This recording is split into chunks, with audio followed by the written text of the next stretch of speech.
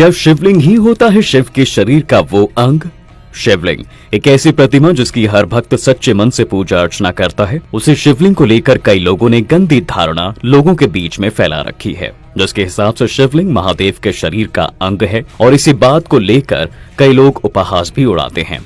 लेकिन सच्चाई इसकी एकदम उल्टी है। अगर हम शिवलिंग का संधि विच्छेद करें तो इसका अर्थ निकलता है शिव का सिंबल, यानी कि उनका एक स्वरूप जिसकी हर भक्त पूजा कर सकता है।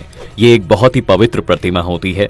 इसके कुल 3 हिस्से होते हैं, जिसमें पहला हिस्सा नीचे चारों ओर भूमिगत रहता है, वहीं बीच के हिस्से में 8 और एक तरह की सतह बनी रहती है। इसके बाद आखिरी में इसका बचा भाग जो कि अंडकार होती है, उसी की पूजा की जाती है।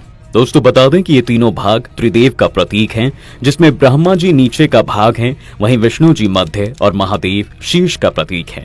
इसलिए जब शीर्ष पर जल डाला जाता है, जो नीचे बैठक से बैठे हुए बनाए एक मार्ग से निकल जाता है। वहीं आपको बता दें कि सदियों से चली आ रही शिवलिंग को जल देने की परंपरा आखिर शुरू कहां से हुई थी?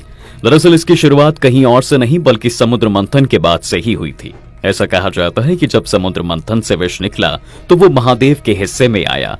हलाहल विष को महादेव ने बिना कुछ सोचे समझे अपने गले के नीचे उतार दिया, जिसके बाद से ही उनका नाम नीलकंठ भी पड़ गया। अब इतने खतरनाक विष को ग्रहण करने के बाद भोलेनाथ के शरीर का ताप आग की तरह बढ़ने लग गया था। तभी उस ताप को कम करने के लिए शिवलिंग पर जल या फिर दूध चढ़ाने की परंपरा शुरू हो गई। वहीं आपने कई जगह देखा और सुना भी होगा कि शिवलिंग की सिर्फ आधी परिक्रमा ही की जाती है। अब सवाल ये उठता है कि इसके पीछे कारण क्या है? दरअसल शिव पुराण के साथ कई और शास्त्रों में शिवलिंग की आधी परिक्रमा करने का ही विधान बताया गया है। ऐसा करने के पीछे भी कारण है। माना जाता है दोस्तों कि धार्मिक रूप से शिवलिंग को शिव और शक्ति दोनों की सम्मिलित ऊर्जा का प्रतीक माना जाता है। यही कारण है कि इसमें लगातार जल चढ़ाया जाता है ताकि शिवलिंग की गर्म तासीर को सामान्य किया जा सके।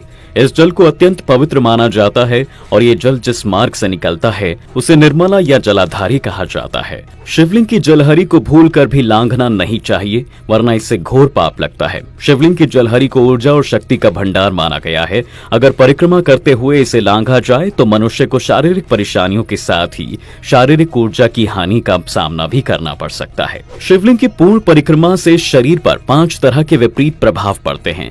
इससे देवदत्त और धनंजय वायु के प्रभाव में रुकावट पैदा हो जाती है। इसी वजह से शारीरिक और मानसिक दोनों ही तरह का कष्ट उत्पन्न होता है। शिवलिंग की अर्ध चंद्रकार प्रदक्षिणा ही हमेशा करनी चाहिए। इसके साथ ही शिवलिंग की परिक्रमा करने के कुछ नियम भी हैं।